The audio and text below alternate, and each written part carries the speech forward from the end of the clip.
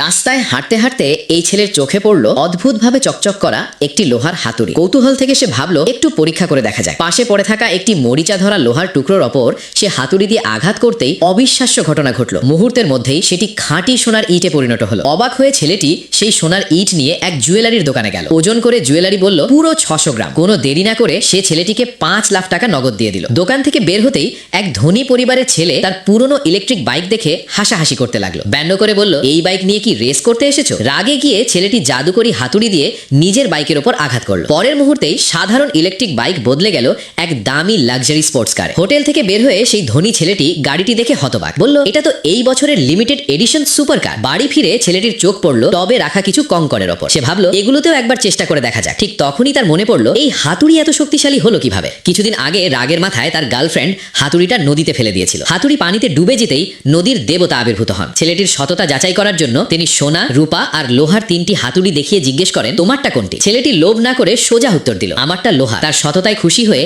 দেবতা তাকে একটি বিশেষ জাদুকরি হাতুড়ি উপহার দেন, যা যে কোনো জিনিসকে আরো উন্নত বা দামি জিনিসে রূপান্তর করতে পারে। এই শক্তিতেই সে সোনা আর গাড়ি বানাতে পেরেছিল। এবার সে টবের কঙ্করের উপর আঘাত করলো। সঙ্গে সঙ্গে কঙ্করটি বিশাল এক দামি হীরায় পরিণত হলো। এত বড় হীরা নিয়ে সে আবার জুয়েলারির দোকানে গেল। জুয়েলারি হেসে বলল, আজ আবার সোনা? ছেলেটি বলল, না, একটা প্রশ্ন আছে। যদি কবুতরের ডিমের মতো বড় হীরা হয়, দাম কত হতে পারে? জুয়েলারি বলল, 1 গ্রাম হলেও শহরের মাঝখানে ফ্ল্যাট কেনা যাবে। আর যদি পুরো ডিমের মতো বড় হয়, তাহলে 4-5 কোটি টাকার কম নয়। ছেলেটি জিজ্ঞেস করলো, পেলে কিনবেন? জুয়েলারি হেসে বলল, এত বড় হীরা তোমার কাছে আসবে কিভাবে? ঠিক তখনই ছেলেটি পকেট থেকে বিশাল হীরাটি বের করলো। জুয়েলারির চোখ কপালে উঠে গেল। সে সঙ্গে সঙ্গে বলল, 5 কোটি টাকা দিচ্ছি, এক্ষুনি ট্রান্সফার করছি। মুহূর্তের মধ্যে ছেলেটির অ্যাকাউন্টে 5 কোটি টাকা চলে এলো। শহরে দ্রুত খবর ছড়িয়ে পড়লো ছেলেটির কাছে নাকি 100 বছর পুরনো জিনসেংও আছে। এক বড় ব্যবসায়ী তার সঙ্গে যোগাযোগ করে বলল, যদি সত্যি থাকে দাম বলো, আমি কিনবো। ছেলেটি বলল, আছে, তবে এখন সঙ্গে নেই, আজ সন্ধ্যায় এনে দেবো। আসলে বাজারের সাধারণ জিনসেংই ছিল তার কাছে। সে ভাবলো যদি জাদুকরি হাতুড়ি দিয়ে এটাকেও আঘাত করা যায়, তাহলে হয়তো এটাও 100 বছর পুরনো হয়ে যাবে। সে সাধারণ জিনসেং নিয়ে এলো। হাতুড়ি তুলে বলল, এবার